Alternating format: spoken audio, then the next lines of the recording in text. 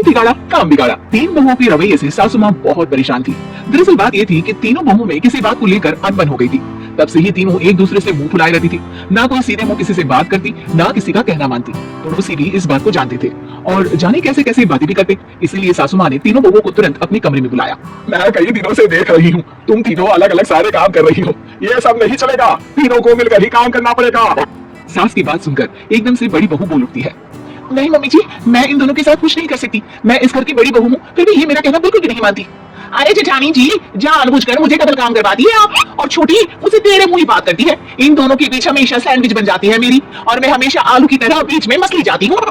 Mummy जी, इन दोनों को लगता है कि मैं छोटी हूँ तो इनके पैरों तले दब जाऊंगी, लेकिन नहीं, मेरा भी उतना ही अधिकार है जितना इन दोनों का है। बड़ी आई दोनों मेरी चुगली करने के लिए, मुझे क्या कम समझ रखा है। तीनों बहू एक दूसरे से बहस करने लगती है और सास दोबारा ये देखकर टेंशन में आ जाती है और सबसे कहती है, चुप हो जाओ, अब से तुम तीनों सारे काम एक साथ करोगी, आंख बंद करके एक दूसरे की बात सुनोगी। तुम तीनों इस बात को गांठ बांध लो, वरना अगली छुट्टियों में तुम्हारा अपना मायके जाना कैंसिल है। सास की बातें सुनकर डर के मारे तीनों हामी बतीती है। जी मम्मी जी, मैं समझ गई। हाँ मम्मी जी, जैसा आप कहें, आप जो कहेंगे मैं वही करूंगी। तीनों बहू सास की बात को गांठ बांध लेती है और वादा करती है कि अब से सारे काम वो तीनों एक साथ मिलकर ही करेंगी। ये सब देखकर सास खुश हो जाती है और वहां से चली जाती है। नीचे जाकर वो देखती है कि घर में शर्मा जी आए हुए होते हैं। सास जोर से आवाज लगाकर कहती है, अरे बहू, जरा चाय बनाकर तो लाना, शर्मा जी आए हैं। सास की बात सुनकर तीनों बहू तुरंत किचन की ओर भागती है और चाय बनाना शुरू कर देती है। मुझे तो एकदम मसाले वाली कड़क चाय पसंद है, तो हम शर्मा जी के लिए मसाले वाली चाय ही बनाएंगे। अरे नहीं दीदी, गर्मी के मौसम में मसाला चाय कौन पीता है, मैं तो शर्मा जी के लिए इलायची वाली चाय ही बनाऊंगी। ये कैसी बात कर रही हैं आप दोनों? मेरी मम्मी ने सिखाया है कि मेहमान को ज्यादा दूध और शक्कर वाली चाय देनी चाहिए, वरना वो घर वालों को कंजूस समझते हैं। तो मैं तो शर्मा जी को ऐसे ही चाय दूंगी। तीनों बहुएं अपने अपने तरीके से चाय में शक्कर, मसाला, पत्ती सब डाल देती है। उबलने के बाद तीनों मिलकर चाय बाहर लेकर जाती है और शर्मा जी और सासू माँ को देती है। चाय पीने के बाद शर्मा जी सासू माँ को देखकर शर्मा जाते हैं और शर्मिंदा महसूस करते हैं कि आखिर उन्होंने चाय पीने के लिए हामी क्यों भरी। सासू माँ भी चाय पीना शुरू करती है और कहती है, अरे बहू, ये कैसी चाय बनाई है? चाय है या मीठे दूध की बासुंदी? चाय अच्छी नहीं लगी क्या? कोई बात नहीं, हम पराठा बना के लाते हैं। चलो चलो। हाँ चलो, हाँ आती हूँ मैं भी।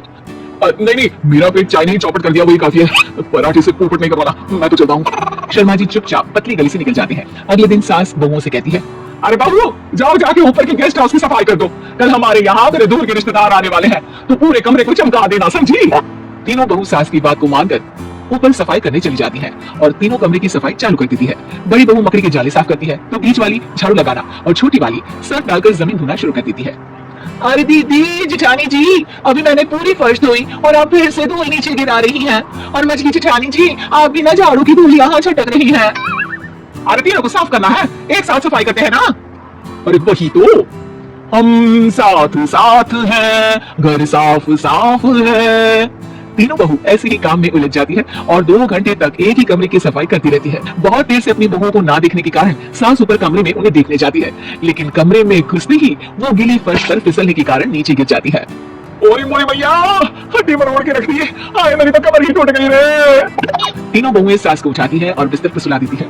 अरे मेरे हाथ पैर दर्द कर रहे हैं, दबा दो, आराम मिलेगा। हाँ जी माँ जी। अरे जी माँ जी, जी माँ जी। और तीनों बहुएं एक साथ सास के हाथ को दबाना शुरू कर देती है।